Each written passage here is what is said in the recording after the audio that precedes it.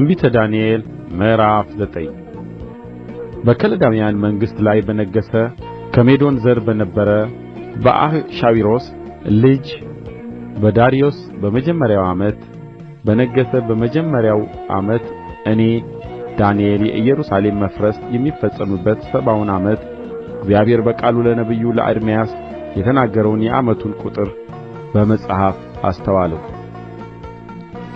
ማቅ ለብሼ በአመድም ላይ ሆኜ ስጾም እጸልይና እለምን ዘንድ ፊቴን ወደ ጌታ ወደ አምላክ አቀናሁ። ወደ አምላኬም ወደ እግዚአብሔር ጸለይሁ። ተናዝዤም እንዲህ አልሁ፣ ጌታ ሆይ ከሚወድዱህና ትእዛዝህን ከሚፈጽሙ ጋር ቃል ኪዳንንና ምሕረትን የምትጠብቅ ታላቅና የምታስፈራ አምላክ ሆይ ኃጢአትን ሠርተናል፣ በድለንማል፣ ክፋትንም አድርገናል፣ ዐምፀንማል፣ ከትእዛዝህና ከፍርድህ ፈቀቅ ብለናል። በስምህም ለነገሥታቶቻችንና ለአለቆቻችን ለአባቶቻችንም ለአገሩም ሕዝብ ሁሉ የተናገሩትን ባሪያዎችህን ነቢያትን አልሰማንም።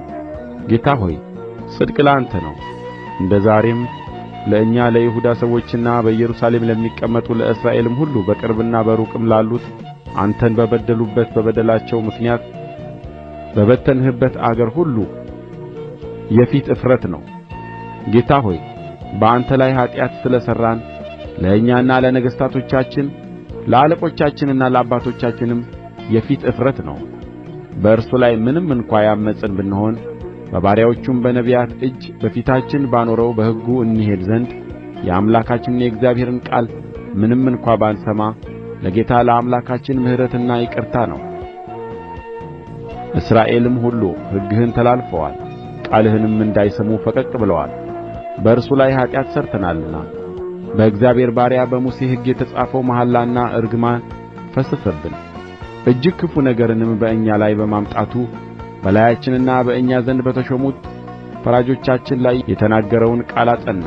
በኢየሩሳሌም ላይ እንደ ተደረገው ያለ ነገር ከቶ ከሰማይ ሁሉ በታች አልተደረገም። በሙሴም ሕግ እንደ ተጻፈ ይህ ክፉ ነገር ሁሉ መጣብን። ከኃጢአታችንም እንመለስ እውነትህንም እናስብ ዘንድ ወደ አምላካችን ወደ እግዚአብሔር ፊት አልለመንም።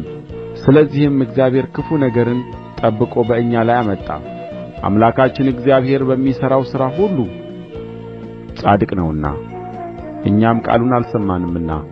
አሁንም ሕዝብህን ከግብጽ ምድር በበረታች እጅ ያወጣህ እንደ ዛሬም ቀን ዝና ለአንተ ያገኘህ ጌታ አምላካችን ሆይ ኃጢአትን ሠርተናል፣ ክፋትንም አድርገናል። ጌታ ሆይ ስለ ኃጢአታችንና ስለ አባቶቻችን በደል ኢየሩሳሌምና ሕዝብህ በዙሪያችን ላሉት ሁሉ መሰደቢያ ሆነዋልና እንደ ጽድቅህ ሁሉ ቍጣህና መዓትህ ከከተማህ ከኢየሩሳሌም ከቅዱስ ተራራህ እንዲመለስ እለምንሃለሁ። አሁንም አምላካችን ሆይ የባሪያህን ጸሎትና ልመናውን ስማ። ጌታ ሆይ በፈረሰው በመቅደስህ ላይ ስለ አንተ ስትል ፊትህን አብራ። አምላኬ ሆይ በፊትህ የምንለምን ስለ ብዙ ምሕረት ነው እንጂ ስለ ጽድቃችን አይደለምና ጆሮህን አዘንብለህ ስማ። ዓይንህን ገልጠህ ጥፋታችንና ስምህ የተጠራበትን ከተማ ተመልከት። አቤቱ ስማ፣ አቤቱ ይቅር በል፣ አቤቱ አድምጥና አድርግ። አምላኬ ሆይ ስምህ በከተማህና በሕዝብህ ላይ ተጠርቶአልና ስለ ራስህ አትዘግይ። እኔም ገና ስናገርና ስጸልይ በኃጢአቴና በሕዝቤም በእስራኤል ኃጢአት ስናዘዝ በአምላኬም በእግዚአብሔር ፊት ስለ ተቀደሰው ስለ አምላኬ ተራራ ስለምን ገናም በጸሎት ስናገር አስቀድሜ በራእይ አይቼው የነበረው ሰው ገብርኤል እነሆ እየበረረ መጣ። በማታም መሥዋዕት ጊዜ ዳሰሰኝ፣ አስተማረኝም፣ ተናገረኝም፣ እንዲህም አለ፣ ዳንኤል ሆይ ጥበብንና ማስተዋልን እሰጥህ ዘንድ አሁን መጥቻለሁ። አንተ እጅግ የተወደድህ ነህና በልመናህ መጀመሪያ ላይ ትእዛዝ ወጥቶአል። እኔም እነግርህ ዘንድ መጥቻለሁ። አሁንም ነገሩን መርምር፣ ራእዩንም አስተውል። ዓመፃን ይጨርስ፣ ኃጢአትንም ይፈጽም፣ በደልንም ያስተሰርይ፣ የዘላለምን ጽድቅ ያገባ፣ ራእዩንና ትንቢቱን ያትም፣ ቅዱሰ ቅዱሳኑንም ይቀባ ዘንድ በአሕዛብና በቅድስተ ከተማህ ላይ 70 ሱባዔ ተቀጥሮአል። ስለዚህ እወቅ አስተውልም። ኢየሩሳሌምን መጠገንና መሥራት ትእዛዙ ከሚወጣበት ጀምሮ እስከ አለቃው እስከ መሲሕ ድረስ 7 ሱባዔና 62 ሱባዔ ይሆናል። እርስዋም በጭንቀት ዘመን ከጎዳናና ከቀትር ጋር ትሠራለች። ከ62 ጊዜ ሰባትም በኋላ መሲሕ ይገደላል፣